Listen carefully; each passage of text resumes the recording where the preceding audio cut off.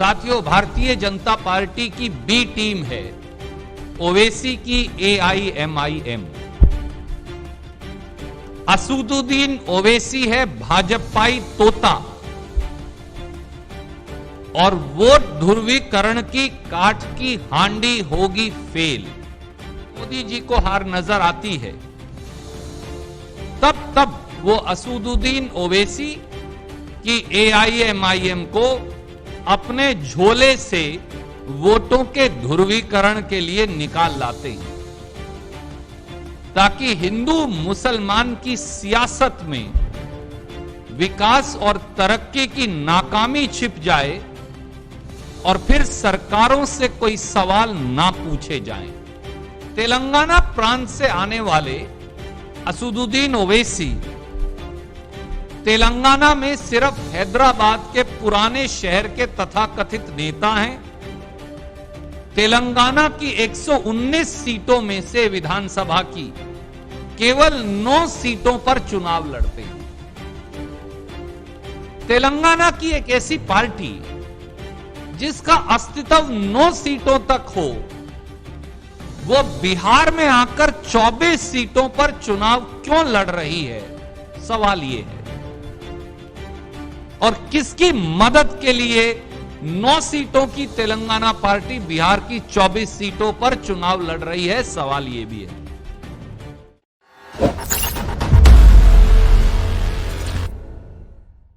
यह सही है कि बिहार बेकरार है और बिहार बदलाव के लिए तैयार है।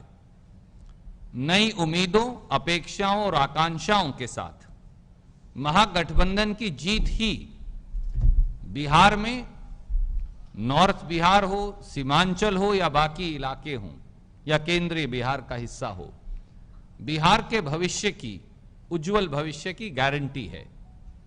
पर तीसरे चरण के मतदाताओं को भाजपा का षड्यंत्रकारी चेहरा और भाजपा के मित्रों का षड्यंत्रकारी चेहरा बेनकाब करना भी आवश्यक है और आज उसी के लिए हम आपके बीच में आए हैं।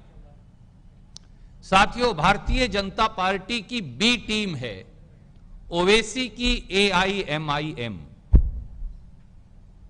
असदुद्दीन ओवैसी है भाजपाई तोता और वोट ध्रुवीकरण की काठ की हांडी होगी फेल। हथकंडों का जाल फैलाने वाली भारतीय जनता पार्टी और उसके प्रत्यक्ष और परोक्ष मित्र पूरी तरह से बेनकाब हो चुके हैं।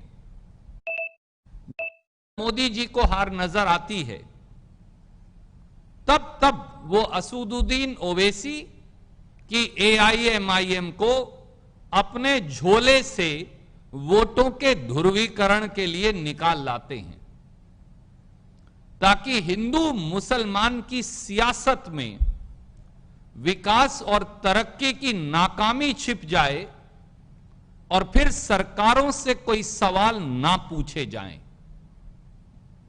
इतना ही नहीं, शायद असदुद्दीन ओवैसी के भाषणों की स्क्रिप्ट भी भारतीय जनता पार्टी लिखती है और उसकी धार भाजपा के कार्यालय में बनाई जाती है। आइए 10 बिंदुओं में भाजपा और असदुद्दीन ओवैसी के गठजोड़ की गांठ खोलें। पहला, तेलंगाना प्रांत से आने वाले असदुद्दीन ओवैसी तेलंगाना में सिर्फ हैदराबाद के पुराने शहर के तथाकथित नेता हैं। तेलंगाना की 119 सीटों में से विधानसभा की केवल 9 सीटों पर चुनाव लड़ते हैं।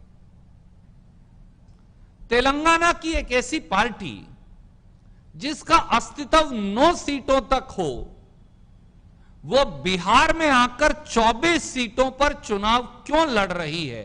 सवाल यह है। और किसकी मदद के लिए 9 सीटों की तेलंगाना पार्टी बिहार की 24 सीटों पर चुनाव लड़ रही है? सवाल यह भी है। दूसरा पहलू,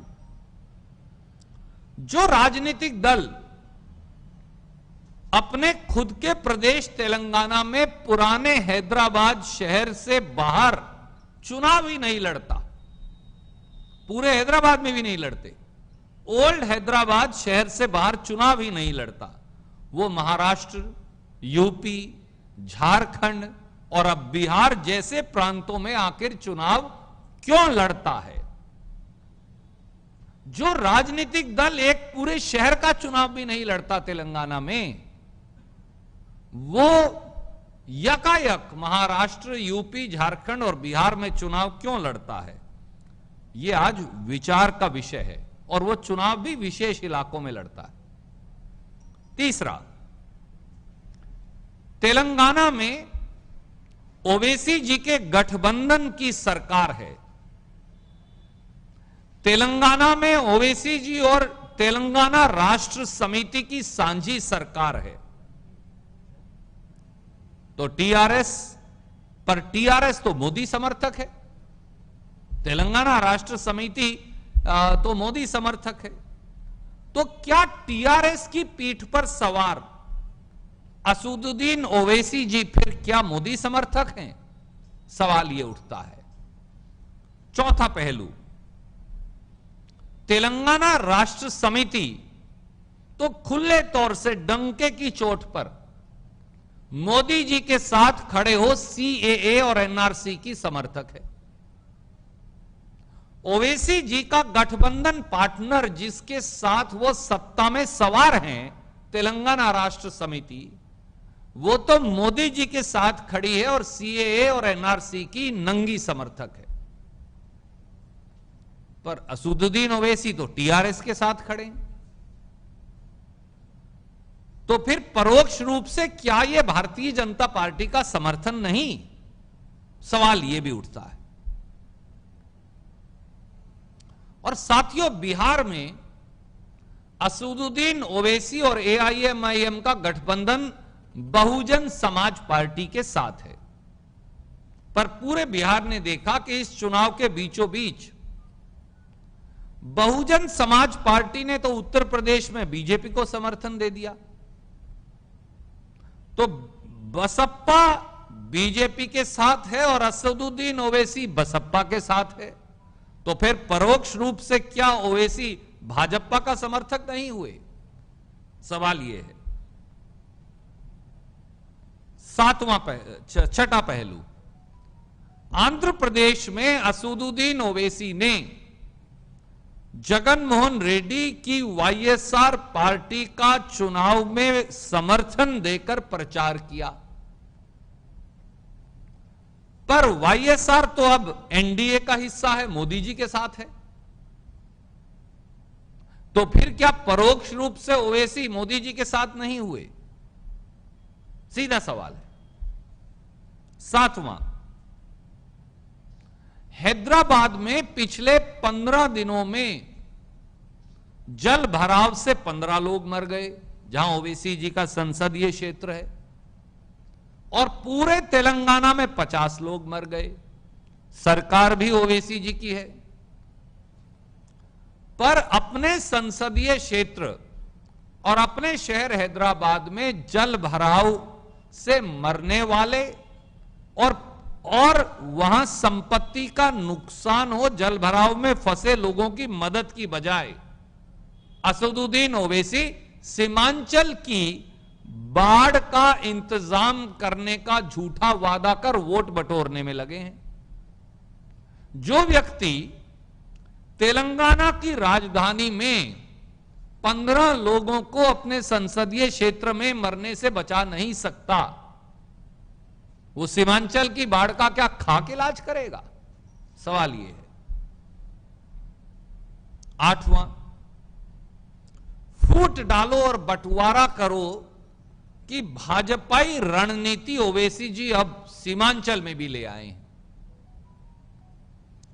जोकीहाट विधानसभा अररिया में पूर्व सांसद सरफराज आलम जी के खिलाफ उन्हीं के सगे भाई शहनवाज आलम को एआईएमआईएम की टिकट से लड़वा रहे हैं। जो व्यक्ति परिवार में दो सगे भाइयों में बंटवारा कर रहा है, वो सीमांचल के साथ क्या करेगा, आप अंदाजा लगा सकते हैं। 9वां सवाल, 9वां पहलू, एक छोटा सा राजनीतिक दल जो तेलंगाना की 9 सीटों पर केवल सीमित है, मोदी जी के 2014 में सत्ता में आने के बाद यकायक महाराष्ट्र, उत्तर प्रदेश, बिहार, यहां सब जगह बड़े बड़े हेलीकॉप्टरों से प्रचार करता है, खूब खुलकर पैसा खर्चता है, बड़े बड़े शामियाने लगाता है, भारतीय जनता पार्टी के स्वरों को, विभाजन के स्वरों को अपने गले से आवाज देता है। ऐसा क्यों? ये साधन कहां से आ रहे हैं भैया?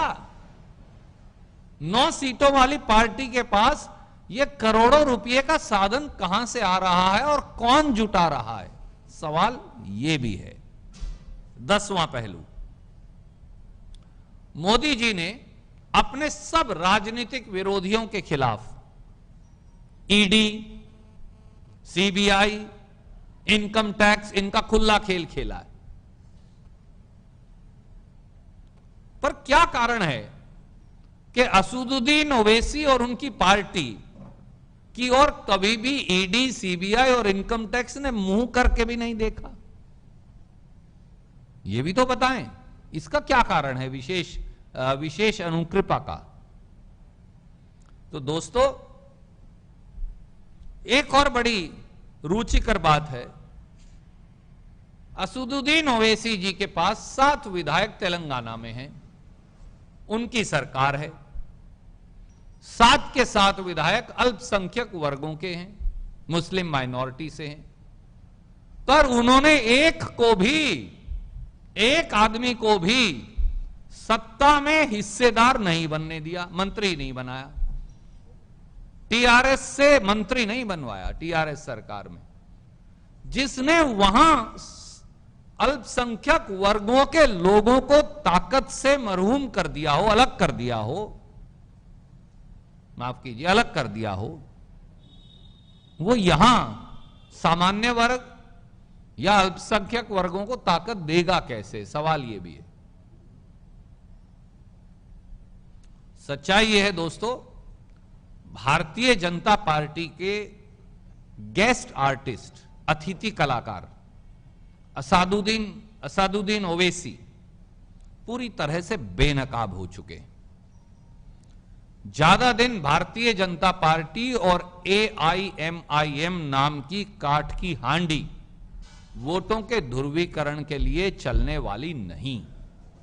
आइए, बिहार में जात और धर्म से ऊपर उठकर, जाति और धर्म के बंटवारे से ऊपर उठकर युवाओं के रोजगार, फसल की कीमत, किसान का कर्जा माफ, बिजली के बिल हाफ, बेटियों को मुफ्त शिक्षा और इंसाफ, शिक्षा और उद्योगों की तरक्की, पिछड़े, अति पिछड़े, दलितों, महादलितों, सामान्य वर्गों, अल्पसंख्यकों, उन सब का एक बिहार बनाएं जिसमें तरक्की, विकास, शिक्षा, स्वास्थ्य, रोजगार, बाढ़ प्रबंधन, ये मुद्दे हों, ना कि वो जो नफरत और बंटवारे के मुद्दे चलाए जा रहे हैं।